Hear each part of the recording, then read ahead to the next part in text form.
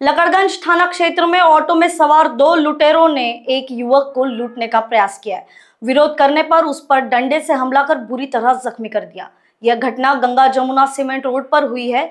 Police ने ताजबाग निवासी साहिल खान नजीम खान की शिकायत पर मामला दर्ज किया है। पुलिस ने इस मामले में पहले एक आरोपी को गिरफ्तार कर लिया। पकड़ा गया आरोपी रामनगर खरबी निवासी अब्दुल नसीम उर्फ सोनू अब्दुल हाफिज बताया गया, जिसके बाद दूसरे आरोपी जुबिन अशोक जाधव को भी गिरफ्तार कर लिया है। दोनों को 2 दिन के पीसीआर पर भेज दिया गया।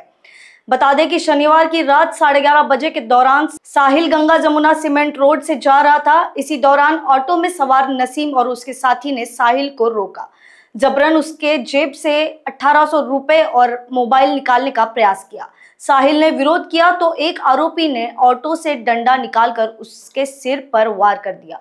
साहिल बुरी तरह जख्मी हो गया है। पकड़े जाने के डर से दोनों आरोपी वहां से भाग निकले। साहिल ने ऑटो का नंबर देख लिया था। घटना की जानकारी मिलने पर लकड़गंज पुलिस मौके पर पहुंची और मामला दर्ज किया है। आगे की जांच अभी जारी है। पोलीस ठाणे लकड़गंज येथे रविवारी 394 म्हणजे जबरी चोरी करून दांड्याने मारहाण करून फिर्यादीकडून 1800 रुपये लूटपाटचा गुन्हा दाखल करण्यात आलेला आहे। त्यातील आरोपी क्रमांक 1 याचे फक्त नावाचा इसम म्हणून माहिती मिळाली होती।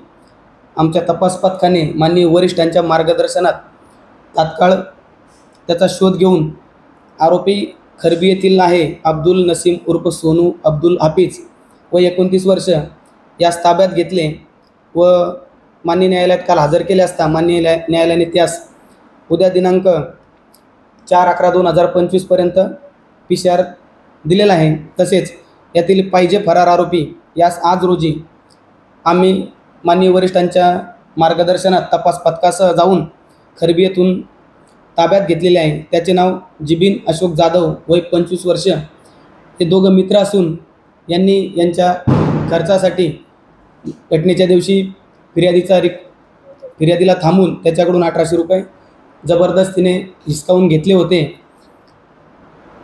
आज रोजी दोन्ही आरोपी कस्टडीत असून त्यांचा पुढील तपास सुरू आहे। सदरची कारवाई माननीय DCP zone 3 sir Rahul Madane sir तसेच डीसीपी लकड़गंज विभाग श्री शिवप्रसाद पारवे सर यांच्या मार्गदर्शनात वरिष्ठ पोलीस निरीक्षक हेमंत चांदेवार सरांच्या मार्गदर्शनात आम्ही स्वतः तसेच आमचे तपास पथक येथील पोलीस हवालदार उमाकांत नागदेवे, पोलीस शिपाई स्वप्नील, पोलीस हवालदार नरेंद्र वाघमारे यांच्यासह आम्ही ही कारवाई केलेली आहे। रिपोर्ट विशाल बांबड़वार, लोकवाहिनी मीडिया, नागपुर।